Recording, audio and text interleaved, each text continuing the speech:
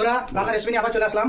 এই দেখুন, দেখাও আজকে এই আলু আর এই লোটের শাক, আমাদের গ্রাম থেকে লোটের শাক বলে, আপনারা কি বলেন ঠিক বলতে পারছি না। আপনাদের কি নাম আমাকে কমেন্টে জানাবেন, কিন্তু আমরা এটাকে লোটের শাক বলি। এই দেখুন লোটের শাক, এটা আমি আলু দিয়ে লোটের শাক ভাজি করবো। সেই জন্য এই রসুন আছে, কাঁচা লঙ্কা আছে, এই শুকনো লঙ্কা আছে, পেঁয়াজ আছে। তা চলুন, তেল গরম হয়ে গেছে, এরকম পেঁয়াজ দিয়ে দিলাম, শুকনো লঙ্কা দিলাম, এবার রসুন দিয়ে দেবো, রসুন দিচ্ছি।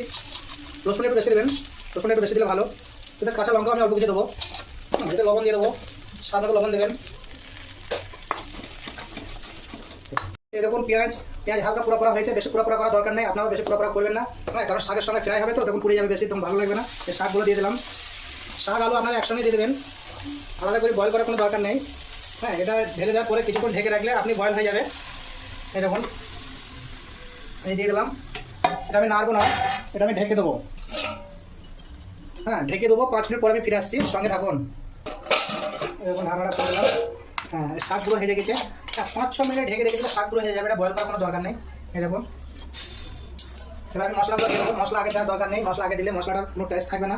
হ্যাঁ, ধনে পাউডার, হালকা হলুদের গুঁড়ো, হালকা শুকনো মরিচের গুঁড়ো। এবার একটু আলাদা মশলা আমি দেবো, আমার কাছে আছে স্টক, সেই জন্য দিচ্ছি। আমরা সব তরকারিতে এটা দিই, তা আপনাদের যদি স্টক থাকে আপনারা দেবেন।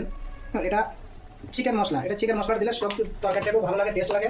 আর একটা মশলা আছে স্পেশাল, স্পেশাল মশলা হচ্ছে এই দেখুন, স্পেশাল মশলা। এই দেখুন, দেখাও বন্ধু, এটা হচ্ছে জিরে গুঁড়ো। জিরে গুঁড়োটা আমি নিজে ভেজে পিসেছি, জিরে গুঁড়ো দিলাম। এই দেখুন, জিরে গুঁড়ো একটু বেশি দিলাম, জিরে সেন্ট লাগবে, খেতে খুব সুন্দর লাগবে। এবার আমি এটা মেরে দেবো। এই দেখুন, এটা মেরে মশলাটা পুরো সব জায়গায় মাখিয়ে দেবেন। এই মাখিয়ে দিলাম, এবার আবার আমি এটা ঢেকে দেবো। 10 মিনিট পরে ফিরবো, আমি 10 মিনিট পরে ফিরে আসছি, সঙ্গে থাকুন। ভিডিওটা প্লিজ কেউ ফেলে দেবেন না, সঙ্গে থাকুন আপনারা। এই দেখুন বন্ধুরা, শাকটা আর আলুটা প্রায় ভাজা ভাজা হয়ে গেছে।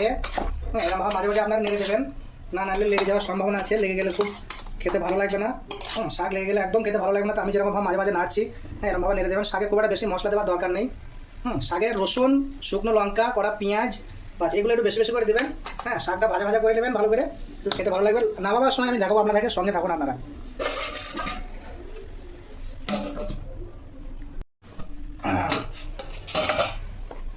ও সুন্দর হয়েছে ভাজাটা, খুব সুন্দর হয়েছে ভাজাটা, দেখুন খুব কমপ্লিট না হয়েছে, পুরোপুরি একদম যেটা চাচ্ছিলাম সেটাই হয়েছে। প্লিজ বন্ধুরা, ভাজাটা যদি ভালো লাগে তাহলে লাইক করে দিও। হ্যাঁ, লাইক করো, কমেন্ট করো, শেয়ার করো। এবার আমি এটা ঢেলে দেবো। এরপর আমি ঢেলে নিচ্ছি, দেখো বন্ধুটাকে দেখাও, ঢালাটা দেখাও। আর আমার দিদি ভাইটাকে দেখাও।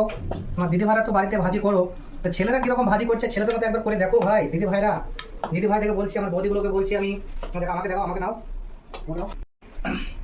এই দেখুন, আলু দিয়ে লোটে শাক ভাজা। যদি ভাজাটা ভালো লাগে তাহলে লাইক করে দিও, কমেন্ট লিখো, শেয়ার করো। হ্যাঁ, তা দিদি ভাইকে বলবো, দিদি ভাইরা বেশি বেশি